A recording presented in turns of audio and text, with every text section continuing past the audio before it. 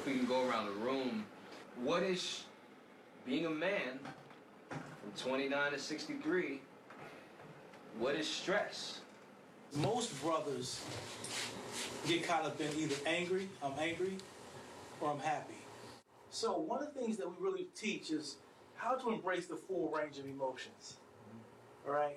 Because you don't think about it, but certain emotions are dormant. When I originally came here, it was at the loss of my brother. You know, he was a very close friend of mine. I mean, it was like, you know, my eighth-born coon. Like, we did everything together. And so experiencing, you know, how he tragically left, you know, it was a void.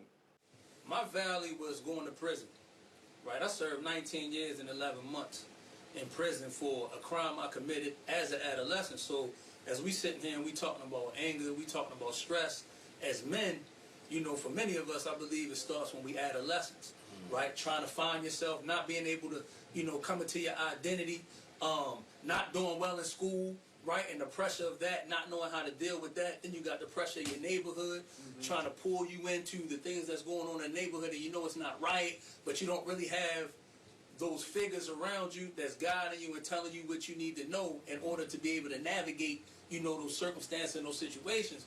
Stress is necessary.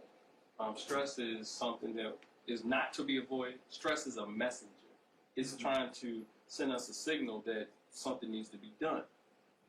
Stress is not necessarily a problem unless it overwhelms us. You talked about the problems that you were facing where you felt like, okay, something's got to give.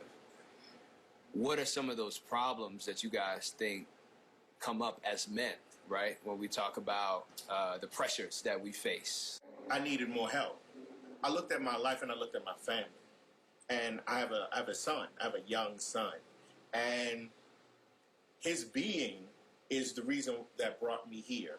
Wanting to better myself and look at myself internally so I can be better for my son, be better for myself, be better for my family. That's part of the frustration, not being able to be vulnerable, not being able to, you know, let your guard down, you know, not being able to withstand the pressures and come somewhere where you can let it down and see men, you know, that of the same, you know, hue as you, that walk in the same light as you, that walk in the same footsteps as you. What are you all teaching? What are the bullet points, maybe even the practices that you guys are using in your everyday lives that reduce anger, reduce stress, reduce pressures that ultimately build up because of everything that we've talked about? You got to have self-love for self.